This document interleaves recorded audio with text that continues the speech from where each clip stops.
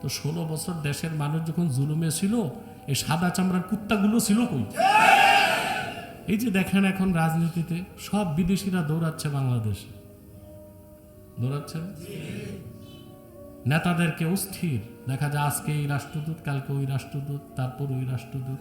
তো 16 বছর দেশের মানুষ যখন জুলুমে ছিল, এই সাদা চামড়ার কুত্তাগুলো ছিল কই? কই ছিল তারা? এই রাষ্ট্রদূতরা কই ছিল? মানবাধিকার সংস্থাগুলো কোথায় ছিল? কত মানুষ গুম হয়েছে, খুন হয়েছে, নির্যাতিত হয়েছে, নিপীড়িত হয়েছে। গুম কমিশন সব পেয়েছে? কথা বল।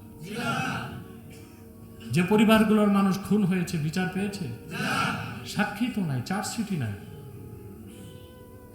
তখন এই সাদা চামড়ার মানুষগুলো কোথায় ছিল? এখন দেশে নতুন সেট আপ হবে, এখন কেনা বেচা শুরু। আর আমাদের দেশের রাজনৈতিক দলের নেতারাও প্রতিযোগিতায় দৌড়াচ্ছে কার আগে কে বিক্রি হবে। মানে একরকম ভাবসাব, এইরকম কি চান, মা বোন খালা সব দিব, শুধু ক্ষমতায় বসান। অনেকে তো ইসলাম ছেড়ে দিছে, ঘোষণাই দিয়ে দিছে পশ্চিমাদের কাছে যে বিশ্বাস রাখুন, ক্ষমতায় গেলে শরিয়া আইন তো করবই না, বরং আপনাদের মত মতো চলব। এই কমিটমেন্ট কেন? ক্ষমতায় যেতে, ক্ষমতায় যেতে। সেকুলারিস্ট, ন্যাশনালিস্ট, কমিউনিস্ট, লেফটিস্ট, তাদের মুখে যে কথাগুলো শুনেছি আমরা বিগত 54 বছর, তথাকথিত ইসলামপন্থীদের মুখে এখন এইরকম শব্দগুলো শুনতে পাওয়া যায়। কিসের নারীর বোরখা? যার মন চাই পড়বে। হেজাব নিয়ে আমরা কিছু বলবো না। ক্ষমতায় গেলে শরিয়া আইন লাগবে না, আমরা প্রচলিত আইনই চলবে। তো ধোঁকাবাজ, ইসলামের নাম কেন ব্যবহার করো? একদিকে মাঠে নামায় দিছো বক্তাদেরকে, বলে যে ভোট দিলে বেহেশত পাওয়া যাবে। আরেকদিকে বলো যে ক্ষমতায় গেলে শরিয়া আইন হবে না। এটা হচ্ছে শতাব্দীর সবচেয়ে নিকৃষ্ট ধোঁকাবাজি এই জাতির সাথে।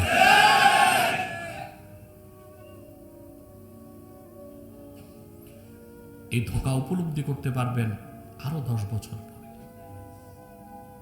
মালয়েশিয়ার অবস্থা দেখেন।